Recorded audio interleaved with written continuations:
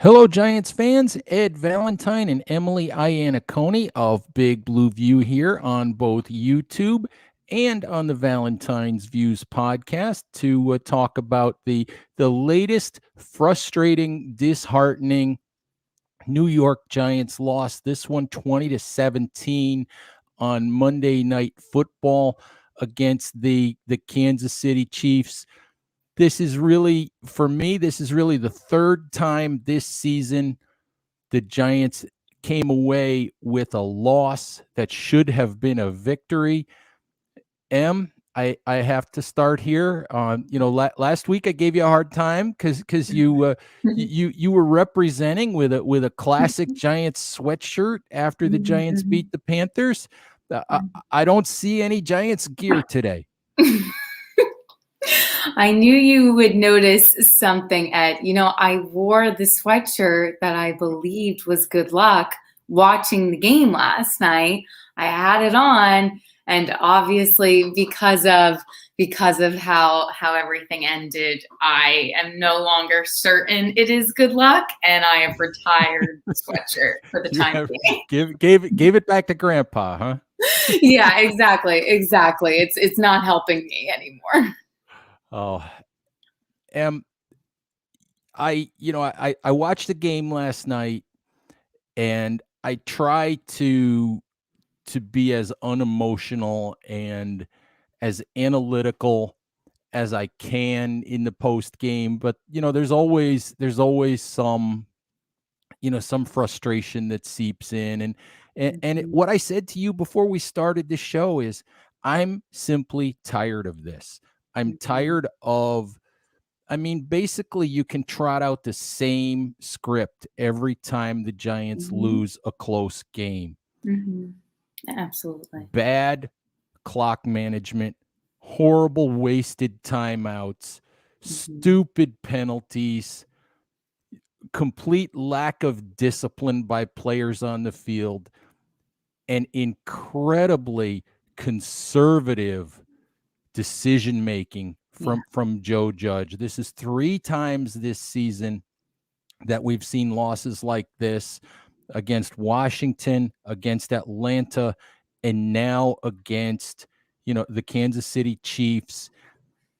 I can't pin this. I know that the players have made the mistakes, but I can't pin this on the players. I can't pin 2-6 on the players. I can't pin 2-6 on the roster.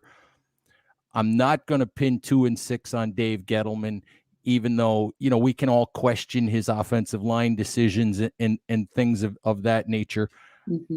I like Joe Judge. I think Joe Judge has a future as an NFL head coach, but I can't do anything at this point today other than pin 2-6 and pin last night at the feet of Joe Judge. Yeah, absolutely. No, it's a tough thing to say, to blame it all necessarily on Judge, but the game plan was really well executed by the players yesterday. Of course, there was the lack of discipline, and there were the penalties, which I'm sure we can, dive more into, but especially on the defensive side of the ball, especially in the secondary, it was a really, really well executed and smart game plan by not only Patrick Graham, but then by the players themselves. There's a lot of really, really smart plays, and it felt like a lot of the players, like a Dory Jackson, and Bradbury and some of these other guys have been consistently good, but it also seemed like some of these guys had their best game of the season yesterday. And it was just really, really well executed. It felt like they were constantly in the right spot. And so it's frustrating when it comes down to, the botched 2-minute drive at the end of the first half is, I feel like, a kind of a good microcosm for the game as a whole, because they didn't have any timeouts left, which was frustrating, and they should have. There was no reason to have no timeouts left. But then it was also just so poorly executed. They ran the ball up the middle of the field and they got the first down, but they lost so much time in the process, and there were penalties on that drive. It was that drive as a whole, it was just kind of symbolic of the game, because that was kind of how it all turned out. It came down to penalties and then poor clock management, which a lot of which goes back to Judge, because it's a lack of discipline. Well, I was flabbergasted, and I don't know if you've seen Joe's quotes yet in regards to the use of the timeouts, but I'm Yeah. sorry. I'm sorry. Joe Judge is a guy who preaches situational awareness. He comes from the Nick Saban, Bill Belichick coaching trees. Joe Judge knows better. Mhm. He stood in front of the media last night and said that he used 2 timeouts last night because of headset issues. He stood there and he said he's used timeouts and he's had headset issues in every game this season. Now, I think that's ridiculous. I think that's something the NFL needs to figure out. But then he said, well, we're going to have to come up with a plan, whether it's hand signals or something else. We're going to have to come up with a plan, to figure out what to do when this happens. And my jaw is on the floor. Mhm. I'm sorry. This is a head coach who preaches being aware of situations. He's had a situation come up now in 8 straight games, Mhm. according to his own admission. Mhm. And he does not yet have a plan for dealing with it. Have a defensive call, have a hand signal, have something prepared in the event that this happens. Mhm. I'm just flabbergasted that Mhm. halfway through an NFL season that the Giants don't have a plan for dealing with this. Right, right. And I think that's sort of what I had written when we picked the games, when our staff, picks the games for each week. And I said that while the Chiefs are obviously are obviously more vulnerable than they've been in recent years, and they looked beatable, they were beatable. We absolutely should have Absolutely. won the game. Yeah, but I said I remember writing that at the end of the day, I still picked the Chiefs because the Giants are the Giants and the Chiefs are the Chiefs, and I That's feel like that is what you were also just saying. It kind of illustrates this. It's a lack of discipline, but it's also like what Judge is saying after the game about the headsets and not having backup plans and not having other ways to go about winning the game. You just get the sense that that's something that doesn't happen to a team like the Chiefs, and it just proves that old mantra that losing teams find ways to lose. And that, to me, the headset, whatever that is about, if my jaw dropped when I read that. I mean, to me that's just another example of that. We just found another way to lose. Yeah, that's just nonsense because when you're 8 games into the season and when you've had this problem before and it crops up, yes, you deal with the league to try to fix it, but it's a situation that happens in the game. Have a backup plan. You know, Mhm. tell your defense that if this happens, we're going to play this defense. Tell your offense that if this happens, have Daniel Jones have a play ready to run. Tell Jones to call a play. Don't waste timeouts. The consistent wasting of timeouts, whether it's headsets or anything else, I mean, that cost the Giants an opportunity to score points at the end of the first half. They didn't have timeouts. They had to use a running play on third and very short because of a questionable spot where they weren't given a first down, where maybe they could have been given the first down. I'm not sure. But not having timeouts cost them all kinds of time, cost them a scoring opportunity. Not having timeouts at the end of the game, I mean, I'm sorry, it's a bad look when Andy Reid, who is absolutely famous for decades of clock mismanagement, it's absolutely a horrible look when, pardon the pun, but when Andy Reid cleans your clock in clock management at the end of the game, that's a horrible look. I mean, you knew that the Giants weren't going down the field to score with 1 minute and 7 seconds left. And I'm not going to kill the offensive line for giving up 2 sacks because the offensive line, by and large, did a representative, respectable job last night. Kansas City was, of course, going to just pin their ears back and send a bunch of rushers and get after Daniel Jones. And that's what happens when you're desperate. Mm-hmm. But the Giants were desperate because they didn't leave themselves enough time. They didn't leave themselves any timeouts. And it's because of the way they managed the clock. You Mm-hmm. can't continue to call timeouts because, oh my God, we're not in the perfect defense. Right. Or, oh my God, we don't have the perfect personnel on the field for this situation. Or, oh my God, we're not going to get this player off the field on time and we're going to get penalized 5 yards. That is on the coaching staff. If you're not sure, and Carl Banks says this all the time on his radio appearances and on his own podcast with Bob Papa on the Believe, Sports Network. But if you're not sure, if you're in a confusing situation, have one or two play calls, have one or two defenses that you can go to that you just fall back on instead of wasting timeouts, instead of being in the wrong defense that costs you a big chunk play.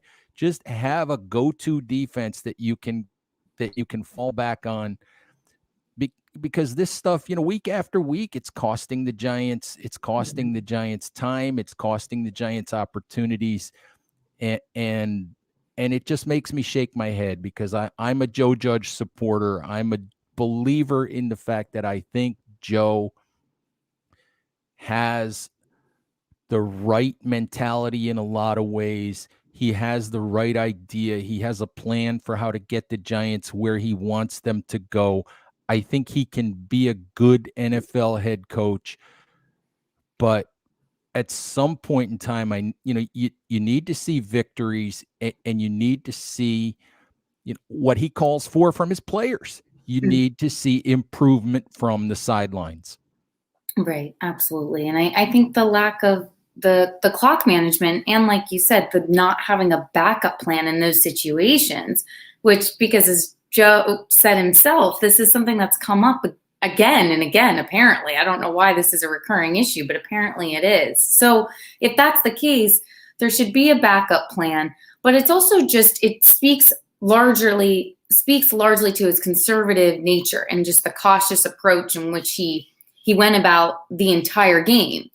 And I feel like that's also kind of what's worth dissecting even more, because, they went for it on fourth and one early in the game, and it worked for Judge. It worked out. Kyle Rudolph finally has a touchdown. I think it's his first in 16 games, and it's finally kind of on the map as a Giant. It worked. The risk paid off. But then they didn't go for it on 4th down and 2. With 2:48 left to play after an 86-yard drive, and they settled for the 23-yard field goal. And then there was also, they elected to punt from 4th and 3 midway through the third quarter. There was a lot of conservative decision-making overall too, which speaks to also kind of the lack of clock management, because with another team, maybe a coach just sort of trusts his players to come up with something. Maybe you don't have the perfect play. Maybe you're not perfectly set, but you figure it out and you come up with something. And maybe it's riskier, but at least you're giving yourself a chance to win, and you're not wasting timeouts. And I think it's just the larger conservative nature of Judge that he's kind of demonstrated throughout his whole tenure also just speaks to the clock management as well. Absolutely, and it's interesting. I've been critical of Joe for his 4th down decision makings, and you're right. Joe is incredibly conservative when it comes to 4th down. When it comes to, let's play to the special teams, let's play to the defense. If you look at the analytics will tell you that almost every team in the NFL goes for it on 4th down more often than the Giants do. And I get this email every week from Edge Sports, which is part of Football Outsiders. And one of the things that they break down is what they call the worst coaching decisions of the week. And they're based on analytics. And the email that I got this morning, based on Joe's fourth down decision making on Monday night, they credited Joe with 4 of the 11 worst coaching decisions of the week, all based on fourth downs. 4 of the worst 11 decisions of the week. And now the one that I disagree with strongly is the 4th and 2. First half, 4th and 2. And I've said this repeatedly, and it was 100% on display last night. The Giants were the underdog. Yeah. Kansas City has a better offense. Mm-hmm. The Giants are 2-5 on the road in Kansas City against a Kansas City team that's looking for a win and got problems of its own. You're on the 5-yard line. Mm-hmm. He said after the game, well, we thought we would kick the field goal and we would play to our defense and all of that. And I find that to be nonsense. If you want to play to your defense, go for it on 4th and 2. If you miss it, you've got Kansas City backed up at the 5-yard line. Mm-hmm. Trust your defense that way to maybe get a turnover, maybe get a stop, maybe get you good field position.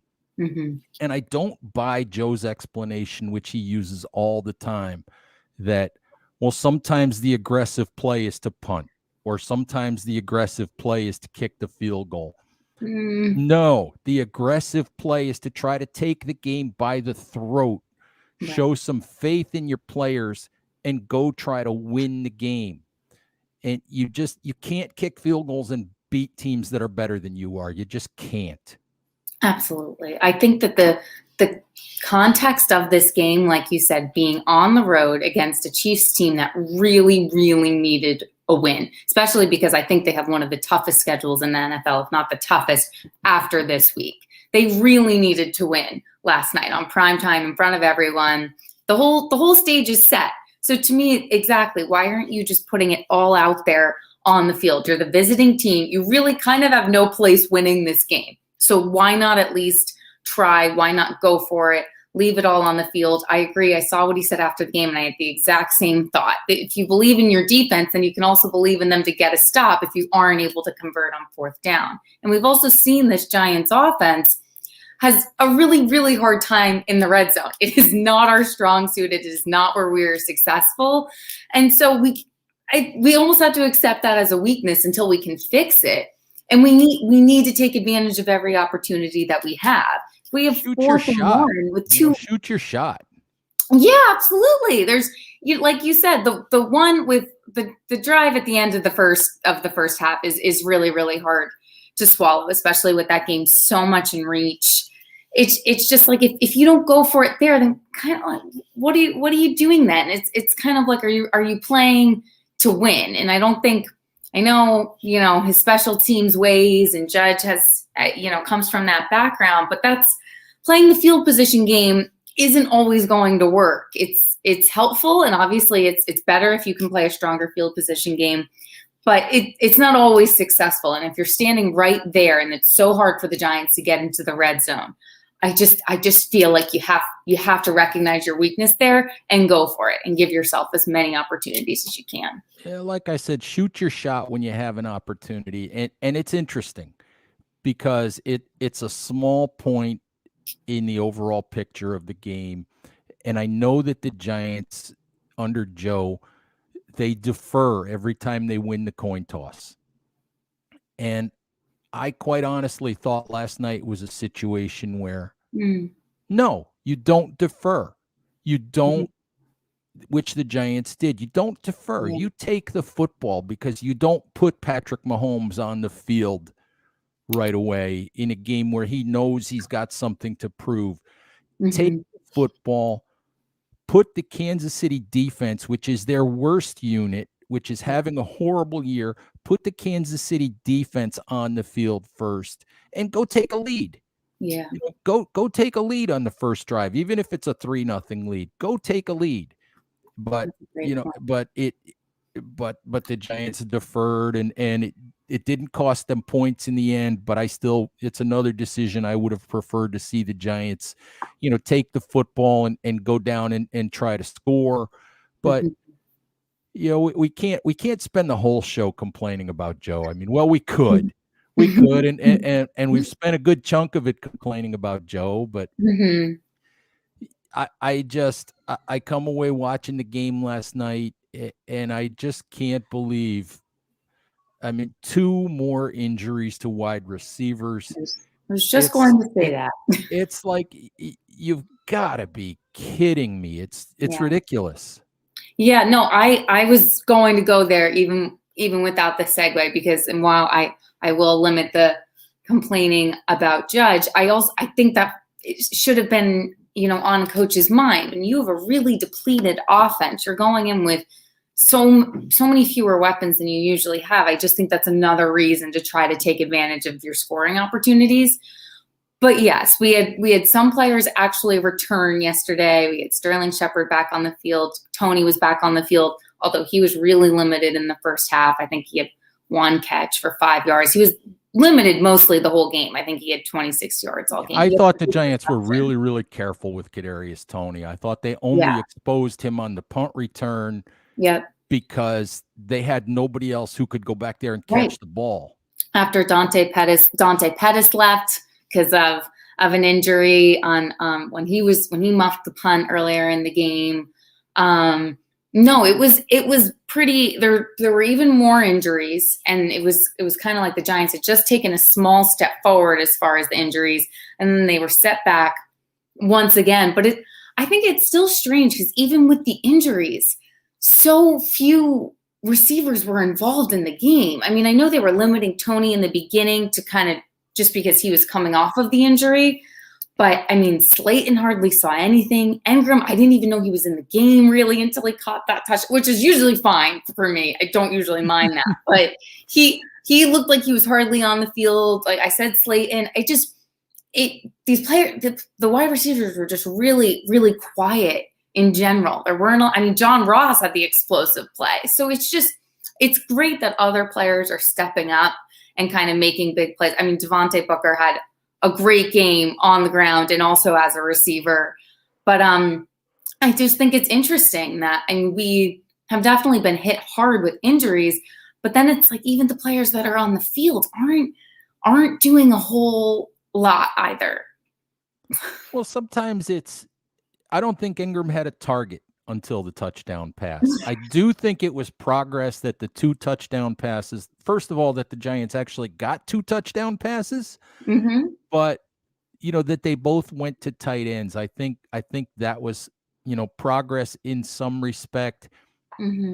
It's just interesting because week after week, Jason Garrett is another guy who I try to support. I try to defend. I try to say, look, he's doing the best that he can in a situation where they're trying to figure out every week who their offensive linemen are going to be, which means you got to figure out what you can block.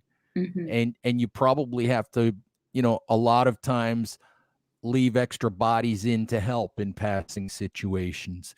And every week he's trying to figure out who his receivers are going to be. Is Engram going to be healthy? Is Shepard going to be there? Is Slayton going to be there? Is John Ross going to break down again? Is Kadarius Toney going to be able to be a real part of the game plan? When is Kenny Golladay actually going to get a chance to practice? Right. So it's not easy. And yet, week after week, a lot of times I see plays that I like. I see certain things that I like. And then you realize halfway through the fourth quarter that Evan Ingram hasn't had a target. And it's like, wait, what? He, as much as we're all frustrated by Ingram sometimes, he is one of the guys who can create a matchup for you. He is one of those guys. And you're like, wait a minute, we lost Sterling Shepard. Kadarius Toney's limited. Darius Slayton isn't really trustworthy these days, it seems like. can the whole offense be Daniel Jones runs around and dumps the ball off to Right. Devontae Booker? Right. No, exactly. It's this weird thing because it seems like that's really the only thing that's working. Which, like I said, Booker he was really, really impressive last night. I thought I was. I mean, there were plays that he just ran right up the middle, and he made something happen for the Giants a lot. But like the lack of receivers, not a lot of receivers were involved, and even Jones didn't run for as many yards last night, which I felt like was also something the Giants maybe should have tried to take more advantage of. They didn't really use him in that way, and honestly, the plays he did run on, he almost shouldn't have. There was, the one main one that comes to mind is the third and one play. The third and one play. Yeah, but what was that? I tweeted as soon as he did that. I appreciate. I tweeted, pitch the ball. Right. I mean, for crying out loud. Right. I appreciate the toughness. For sure. Nick Filato did his 5 plays breakdown this morning, and one of the gifts that he showed was from that play. And for crying out loud, if you pitch the ball to Devontae Booker in that situation, it's not only a first down, it's probably a 10-yard gain. Right. Pitch the ball. Don't take the hit. Pitch the ball. Make life easy. Right. It was an odd decision making. It was just really strange. I don't know. It's kind of reminded me of when Jones, really like what we saw on his first throw of the game was really the worst one, that on the interception, when he kind of targets a receiver and that's it. He kind of locks in and doesn't adjust to the play around him. I felt like that was sort of what happened, but in a rushing way. He just kind of chose to do this, and there was a really obvious. He was locked in on he was going to run the ball. Yeah, he was running the ball, and they're just. I mean, it's so obvious on the game film. I mean, even just watching it once, that he had Booker. He had just something that probably would have worked out better. But I mean, in general, though, he had 12 rushing yards. The receiving yards overall were just low. So there weren't a lot of playmakers involved in general. I don't know if that has anything to do. I mean, we've got the trade deadline today. I don't know if we'll see anything before that. I don't know if you want to share your thoughts on what last night could mean about that, but maybe that has something to do with it. Well, the trade deadline didn't affect last night's game, but I'm interested to see. I mean, the big name out there is Evan Engram, and I'm interested to see if Engram is a Giant, by the end of the day. We could talk about other guys, but I think the one that's realistic to move at this point is Evan Engram, and it simply depends for me on the price tag. Now, if you're only going to get a 6th or 7th round pick for Engram, then I don't know if it's worth moving him. I think Evan Engram could benefit from a new location. I think maybe the Giants could benefit from moving on from Engram, just because there's so much chatter about Engram, and so much every time something goes wrong that he's involved in, what we hear, and what we say, and what we write. And I think that a divorce might be good for both sides in the long run. I just have a hard time considering how many Giants receivers get hurt, considering that I know Caden Smith is playing on a bad knee, that the Giants really can use the skills that Engram has. When they finally got him the ball last night, he made a couple of plays for him. He scored a touchdown. He made a nice play on a screen pass. I think both sides in the end could use a divorce, but we'll see. I just have a hard time giving him up for a 6th or 7th round pick. I think that, especially when you've already got 10 picks in the upcoming draft. Right. I think that maybe if that's all you can get for Engram, then maybe you play the comp pick game and try to get the rest of the season out of Engram and let him go in the off season. and the comp pick game is tough to play because it's all based on the contract that a guy gets plus how many free agents you sign, yourself that fit into that formula. So it's no guarantee, Mm-hmm. but if you can only get a 6 or 7 for Ingram, I'm not sure if that's worth it. But he's the name for me Yeah. that uh, that I'm really interested to see what'll happen here in the next few hours. Yeah, yeah, definitely. I would have said him as well. I think the Giants are in some too many difficult contract situations that other teams really wouldn't want to acquire, or it just wouldn't be worth it for the Giants themselves. I feel like Ingram really is the best option, if any, as the deadline approaches. But you're right, as we just spent a little while talking about, with such a depleted wide receiving core and just receiving core in general. It's difficult maybe to get rid of him at this time when when all you're getting is a 6th or 7th rounder. Right. If you want to be fair to Daniel Jones and you want to come away from this season with a decision on Daniel Jones, and I kind of think maybe we're already there. I kind of think that at the very least, we've seen enough from Daniel Jones to understand that maybe he's not the quarterback for the next 8 or 10 years, but I think we know that he's the quarterback next year. Yeah. That's just how it is. The Giants have 2 first-round picks, and at this rate, they're both going to be early ones. Their pick and the Bears pick. Mm-hmm. But there isn't a quarterback in the 2022 draft class that you can look at and bang the table and say, I know this guy's going to be better than Daniel Jones. There just isn't one. So you don't draft a quarterback. You draft offensive line help. You draft an edge rusher. You draft a cornerback. You draft, you draft a linebacker if there's a Micah Parsons in this draft that that you really think can be a difference maker. But that's what you do, is you draft a couple of difference makers with those picks and try to continue to build this football team. There's nobody there that's going to make you want to start over at the quarterback position. So he's the guy next year.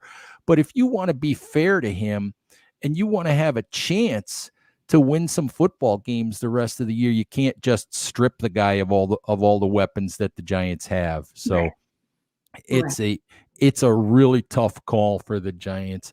I want to close with this. It's just 2-6, more or less the halfway point of the season. We'll kind of do a halfway wrap up maybe next week, when the Giants are on their bye after the week 9 game against Las Vegas.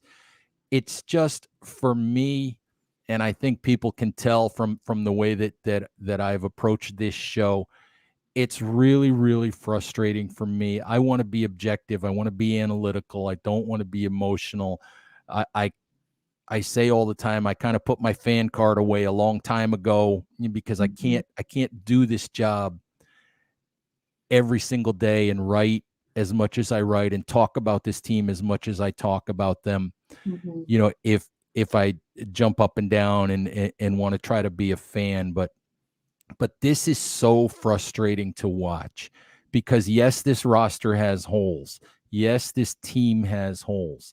It's not a perfect team, but this team should be better, even with its injuries. This team should be better than 2-6. It should be better than what we've seen so far. And it's really frustrating. It's really disappointing to watch because this team has, yes, they were outclassed by the Rams and the Cowboys, but I thought they could have been more competitive in those games. They weren't going to win those games, but could have been more competitive in those games. But this football team shouldn't be 2-6. It should be somewhere around 500.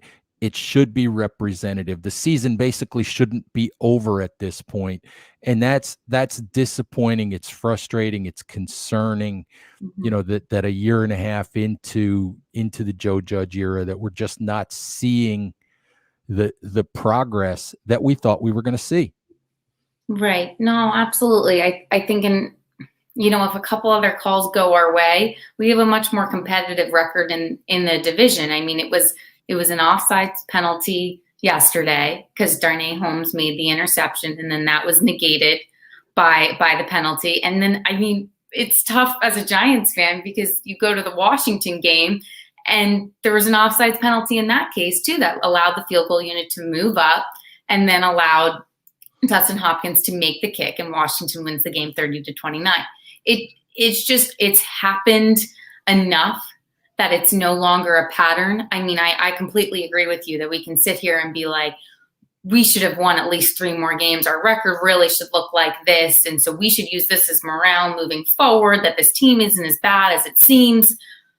But at the end of the day, as I'm sure the Chiefs are telling themselves today as they wake up, yesterday was not a good win for them, but they got a win. They put a number in the right column. And at the end of the day, that's just something the Giants have not shown the ability to do. It's the same script over and over again. And while they're avoidable, and while these were very winnable games, the fact that they can't close them and can't finish them speaks to the larger issue. Yes, it does, and I don't know what the answers are. I just know that that I think that we have gone on quite long enough for a therapy Monday, as I think we've come to think of these. All right, Giants fans, thank you very, very much for listening. Please remember, subscribe to us on YouTube, subscribe to us on all of your favorite podcast applications. Thank you, as always, for listening. Please remember, take care of each other, stay safe out there, and we'll talk to you soon. Bye-bye.